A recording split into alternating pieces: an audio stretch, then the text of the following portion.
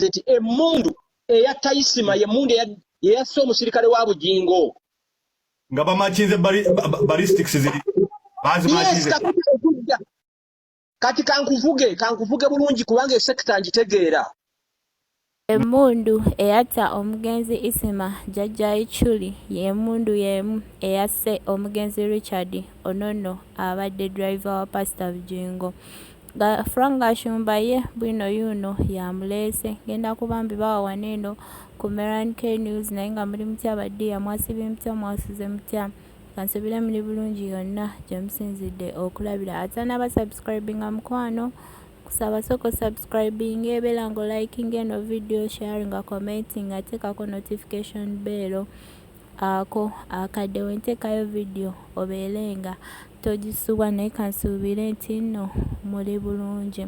Katandikiddeko ko eno ewa Mamadi Onono y'omukyala eyakola ku Kathoni waneno mu Uganda nga ayagala kumenyawo rekodi abeere omuntu akyasinze okufumbira essaawa ennyingi atere ayingire mu bitabo bya Genesis World Records. Naye nga wayiseewo ennaku ntono nga yakamaliriza okukola eyo ku Kathoni waliwo omunagana ate ye eyagikoze n'ayisa ku ssaawa Mamadi ze yafumbira, so Mamadi already abeera nga bamumenyeewo, so yavuddeyo n'agamba mbu rekodi gye yakakola waliwo already omuntu eyavuddeyo n'agimenyawo, so agenda kuba nga addamu ng'akola ku Kathoni endala. Era n'agamba bannayuganda just asaba sapooti yammwe mumuwagire mumusapootinge, agenda kuba nga addamu okola ku Kathoni endala atera ayingire mu bitabo bya Genesis World Records. Ebyo nno bye bifa ku sides eyo naye nga tuzeeko ko eno ewa Franga Shumba yavuddeyo n'aleeta Bwino ku ttemu eryaliwo ku Pr Bujingo n'agamba nno Emundu eyata omugenzi jjajja Ichuli mbunera Emundu emu eyakozesebwa okutta omugenzi Richard Onono abadde driver wa Pr Bujingo n'abinnyonnyola awo nga bingi beesigenda kumwogerera waneeno ebijjonyuma ng'obyerabiddeko era ng'obyewuliriddeko, so ngenda kuba mbalekerako video ya Franga Shumba mumwewulirireko ng'abyeyogerera, so video yino ngenda kuba ngibalekerako naye nga mubeere bulungi mweraba. Nti Emundu eyata Isma Emundu yeyase omusirikale wa Bujingo nga bamachinze ballistics ziri yes, kati kankuvuge bulungi kubanga sekta ngitegeera. Emundu yonna mu Uganda poliisi bwekuwa emundu oba emundu zonna zemulaba poliisi zeeyina zonna ezo baziggyako DNA yaazo nga tebannabagiwa musirikale. Gashumba singa mbadde nyina a private firearm,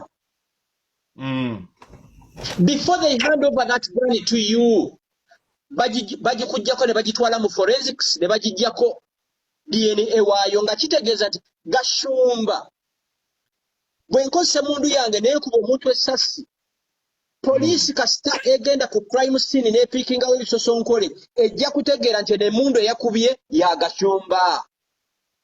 Owulira? Bagenda okumachinga ballistics zino nga zifaanagana n'ekuba Isma. Anti nzija kaakati emmotoka ya Bujingo bwe yagivuga paka e Mulago, poliisi n'eteekinga ova emmotoka nga tekyali ya Bujingo. Poliisi n'egitwala okuva e Mulago. Kakulu nnyako poliisi n'ejja emmotoka e Mulago n'egitwala enaggulu mu department y'aba forensics. Enaggulu ye wali ekitebe kya poliisi ekina technical ne managerial competence okukebera ebizibiti byonna. Owulira? Mpulira. Kaakati ku exhibits ezimu ze baapiikinga baakizuula ne baconfirming nti pistol eyata Isma is the same gun eyase omusirikale wa Pr Bujingo. Ulira. Zino mada zombi zili linked up. Thank you. Kati abategeera eby'emmundu. Waliwo embizi eri wane ngambye. Bano baveeko funa moderator bano baveeko. Ebyo nno jabindi. Sebo nkubuulire mindset. Bano baveeko. Owe moderator waja bakola ko tugende maaso ne moderator abeera wa bayina kubeera wano. Ona kulinya ly'omuntu w'oyagala omufuule moderator bajja kukikola nekira don't mind them bangi gwe just keep talking. Sebo bw'osula n'embwa bukyo oyina enkukunyi bw'obeera n'abasiru mwenda obeera musiru namba 10.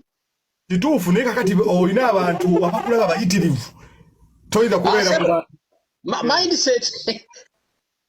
Era yeyase omukuumi wa Bujingo. Now okay kati kitegeeza nti lindako nzija poliisi bw'emala okufuna bye yeetaaga mu mmoloka ya Bujingo egitwala Naggulu police headquarters bannamawulire bagikole ki bagirabewo kakati nze we suspectinga egitwala Naggulu Kibuli omutawana gubadde bibadde confusing abantu. Usually omuntu bw'alundibwa nattibwa emmoloka esangibwa mu kifo ekyo. Crime scene. Crime scene. Ekyokubiri emmotoka esitugiraba. Kakati mu Uganda ebitongole bya gavumenti ebirimenti okubuulira abantu ekigenda maaso byebase. Owulira? Singa baavayo ne baga nti emmotoka eyabaddemu okuttibwa kw'omusirikale wa Pastor Bujingo yatwaliddwa poliisi bw'eneemaliza byegyetaagako ejja giraga abantu ekyo oba okikavalinze. But the mere fact nti ebitongole bya gavumenti byonna by the way ebitongole bino byenjogera biweranga 10 byonna ebisasulwa okudefendinga image ya gavumenti n'ebigenda maaso byonna byebase saawa mutawana bwe gwava. Ulira kakati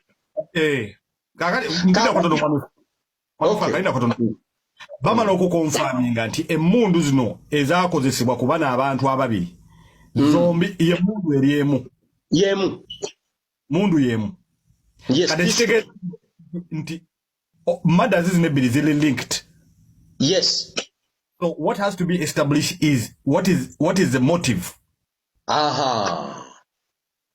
Kubanga Isma all access. Singa bannayuganda musobola okugyayo speech gye nayogera mu kuziika Isma. Wano nkikugamba tewali munnayuganda yali ategeera social media like Isma. First, lwaki fena yali atukuba. Isma yali asobola okudiscussinga politics, na discussinga sports, na discussinga entertainment, na discussinga ebintu ebiri social. None of us can do that. Okiwulira? Kaakati Bujingo, he's among the first 10 orators in Uganda abantu abogezi. Kyovola ba trending